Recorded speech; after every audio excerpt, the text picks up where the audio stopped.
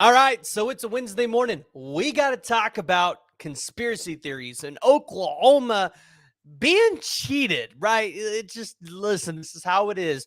We've seen it all year long. Oklahoma doesn't get the calls. Oklahoma gets called against them. They're not supposed to get. But now the Big 12 is so hell-bent on not giving Oklahoma a chance to get to the Big 12 championship. They're willing to potentially screw over their own members that are staying in this conference just to keep Oklahoma from getting to that championship game. We're going to talk about it, and we're going to look through the scenarios of what it's going to take for Oklahoma to get to the Big 12 championship and what might happen, right, for Oklahoma not to get there. But before we do it, guys, I need you to join the discussion. Jump down in the comments below and give me your thoughts. Do you think Oklahoma is being cheated by the Big 12 this year? Because I've said it, this seems like the bad breakup that you have in high school with that girl or that boy, and, you guys tweet on each other back and forth on social media. You have your friends do some talking. It's just like there's a bunch of side work going on. That's what this feels like. All right. Oklahoma.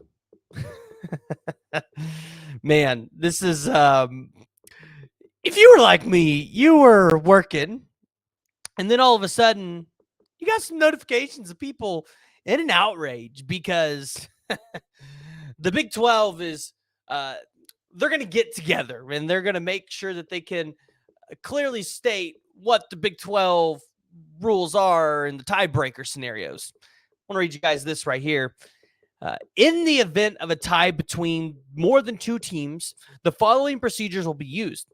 After one team has an advantage and is seeded, all remaining teams in the multiple tiebreaker will repeat the multi-team tie-breaking procedure. If at any point the multi-team tie is reduced to two teams, the two-team tie-breaking procedure will be applied. Head-to-head, best cumulative win percentage in the games among the tied teams. If not every tied team has played each other, go to step 2. So what does this mean? Well, when we look at the head-to-head, Oklahoma has not played Kansas State this season and vice versa.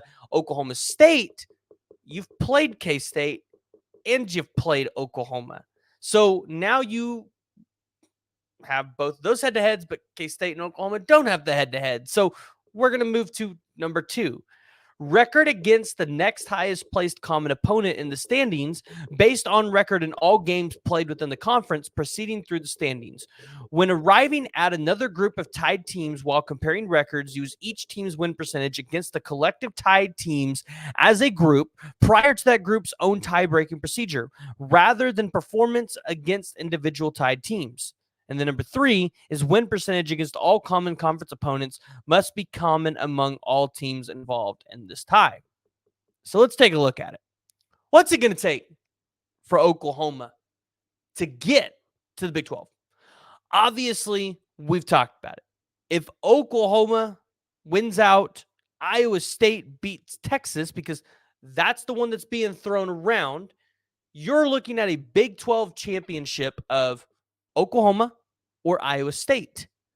Now, that's, of course, assuming that Oklahoma State loses to Houston and Oklahoma State beats BYU.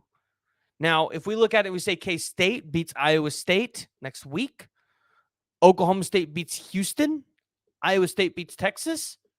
Oklahoma's still in this thing, and they're playing Kansas State in the Big 12 championship, which, if you're an Oklahoma fan, playing Kansas State in the Big 12 championship, I don't think is the game that you want, because Kansas State's been that thorn on your side. You were kind of excited not to have them on your schedule. But as you can see here, the reasoning is with Oklahoma above OSU and Texas based on winning percentage against number 5 teams played all one time, above Oklahoma based on winning percentage against number 7 teams all played at one time, 1-0. Oklahoma would be number 2, because with Kansas State above Oklahoma State and Texas based on winning percentage against the number 5 teams all won. So you guys can read it. You guys understand what we're talking about here. All right, let's go back here. Let's take a look at it. Let's say Oklahoma beats BYU, Texas beats Iowa State, Kansas beats K-State, and Houston beats Oklahoma State. And then, of course, next week, everybody wins out. You're looking at a scenario where Texas and Oklahoma, they get to the Big 12 championship and they play each other. But if you're Oklahoma, you're having to rely on two teams to lose now at this point. So what if only one of these teams lose? What if Kansas State beats Kansas, Oklahoma State loses to Houston, but then next week Iowa State beats K-State and Texas still beats Iowa State? You're looking at a scenario again where Texas and Oklahoma are going to play each other. So there are a couple paths for the University of Oklahoma to get to the Big 12 championship game. Obviously, I think everybody's going to have their different opinion on who they would rather see and who they would rather play. In my opinion, I would like to play Texas once again, but I wouldn't mind playing Oklahoma State again, getting revenge in a big way for all the cards, for all the marbles. However, if it's Oklahoma and Texas in the Big 12 championship, maybe the Big 12 is less likely to screw Oklahoma if it's two teams that pretty much don't matter to them at this point, right? But also at the same time, Oklahoma put a target on their back at the beginning of this conference play when Bob Stoops came out of the tunnel and basically said this conference runs through Norman. It bleeds crimson and cream. Brett Yormark 100% did not like that, right? We don't have to talk to him. We just know he didn't like it. And obviously, it's been shown on the field. Oklahoma has not gotten favorable calls. And in fact, you can even argue Oklahoma lost a game because the calls were so atrocious in their area or against them that they were just not able to overcome it. Now, again, Oklahoma shouldn't put themselves in a position to lose those games, but it's very interesting to see how all this is going to work out. And it feels like the Big 12 is doing everything they can to prevent Oklahoma from getting to the Big 12 championship, because Oklahoma has been the thorn in the side of the Big 12 when it comes to this game. And if you're the Big 12, you want to set up this game to either have one of your teams beat Texas or Oklahoma on the way out the door, or have two of your teams play for all the marbles to set up for what the future of the Big 12 is going to look like. So I look at it and I go, over these next couple of weeks, these scenarios are going to be crazy. Oklahoma still needs help. Your best scenario is going to be Iowa State to simply beat Texas, right? Because at that point, if that happens, you feel good about it. Now, here's the deal. You need Iowa State to beat Texas, and you need either Oklahoma State or Kansas State to lose once. Because if you don't, Oklahoma's still going to come in at number 4. Kansas State will come in at number 2 above Oklahoma State. So I want you guys to think about this for a second. This is where at the beginning of the video, I was talking about how the Big 12 is screwing its own members.